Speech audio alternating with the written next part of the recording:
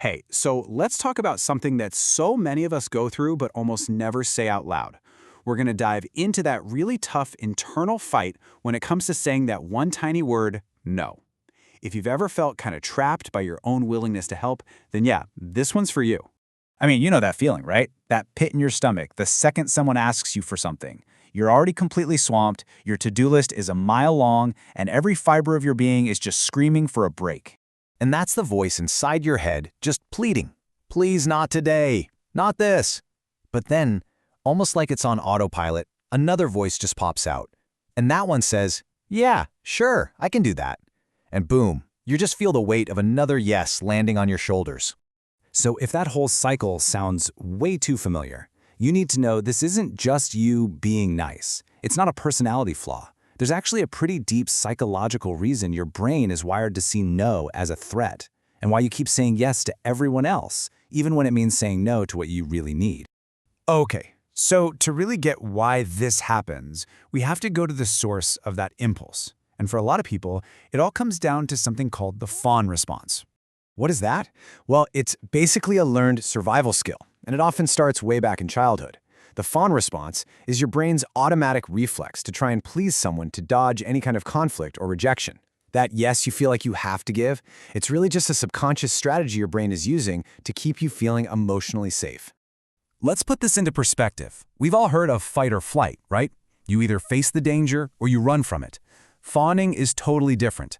Instead of confronting or escaping, you try to appease the threat. It's a reaction, but not to physical danger. It's a reaction to emotional danger, that fear of being disliked or, even worse, abandoned. So if you grew up in a place where love and acceptance felt like something you had to earn, by always being helpful or easygoing, your brain learned a really simple but really powerful equation. Saying no equals danger. Setting a boundary doesn't just feel a little awkward. On a deep level, it feels like you're risking everything. So, what's the big deal? I mean, what's the harm in being helpful? Well, this constant people-pleasing has a secret cost. And trust me, it is high.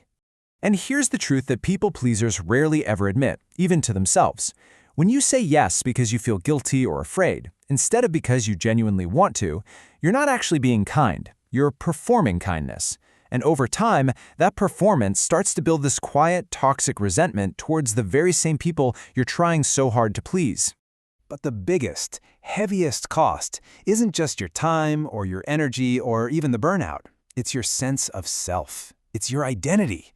When your entire life just becomes a string of reactions to what other people need from you, you slowly, piece by piece, lose touch with what you need. And that leads to a really tough question.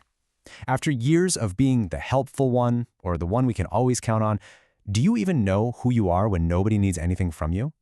Or have you just become a collection of everybody else's wants and needs? Okay, so how do we start to unravel this? It really starts with a huge shift in how we look at things. We have to completely reframe the word no, not as something negative, but as something incredibly positive. This right here, this is the idea that can change absolutely everything for you.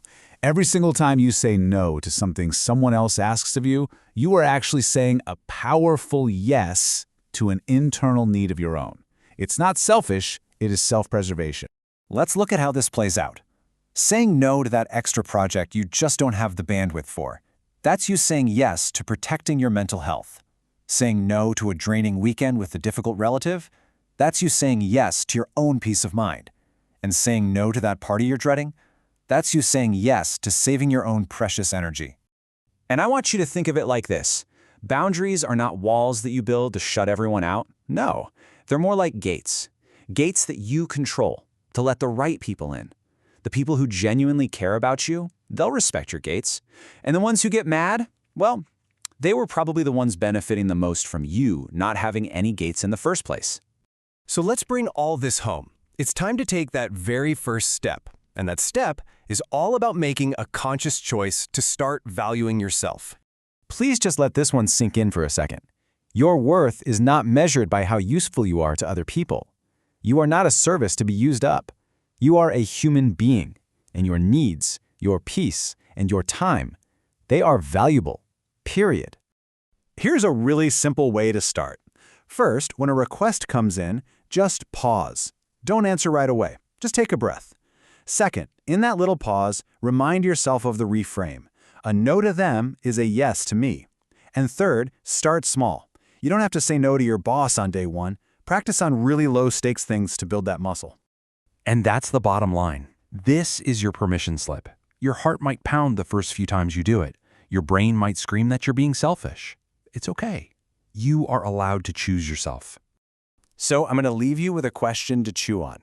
What is one thing, just one small thing, that you are going to say no to this week so you can finally say yes to yourself? Go ahead and drop it in the comments. Look, if any of this hit home, just know you are so not alone in this. This is a huge part of the human experience. Thanks for hanging out. And hey, if you found this helpful, be sure to like and subscribe for more.